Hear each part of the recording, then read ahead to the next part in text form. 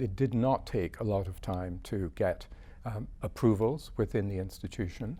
And then we worked with HighWire over really a very short time, like I think about 6 months, to develop a technology infrastructure that would allow for the primary characteristic of a preprint server to emerge, namely speed. Everything is about speed.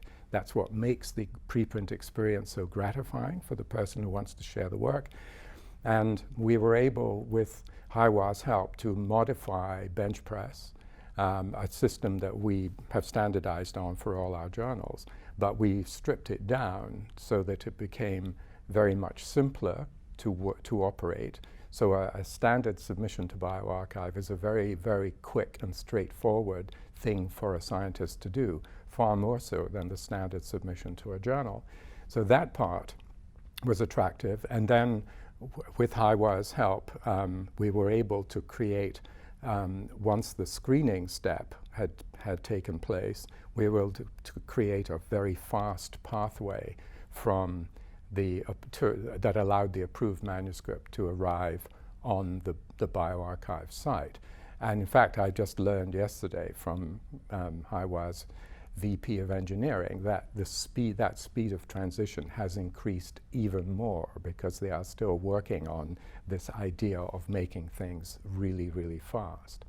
So that was a great and collaborative process of engineering the site and the ingest system. And we started on November the 13th, 2013, nearly 5 years ago, and it's been a remarkable journey ever since then. In the first full year of operation, there was, I forget what the numbers were in terms of manuscripts submissions, but the next year the rate doubled, and the year after that it tripled over the previous year, and this year it will double again. So we're now operating at the rate of over 1,000 manuscript submissions per month, and that is set to continue to scale. I think they have a great technical team. You know, they're people who are very experienced and just really know how to get things done. I think, you know, the engineering team, the design folks, they are really on top of their game. I think the added component that we get from the way that we work with HighWire is that sense of understanding of the scholarly community, its values, its needs, its biases, prejudices, peculiarities, and so on.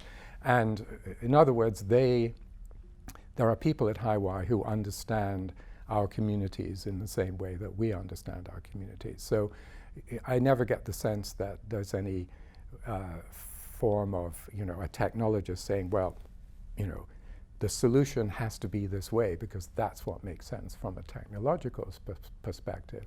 There's a great deal of understanding and sympathy with the view that what people like I do is we interact with scholars and scientists and try to understand what it is that they want to do, intend to do, need to do, and what the pain points in their professional lives are, and what we can do to solve those problems with and for them. And HighWire is just an invaluable partner in that process.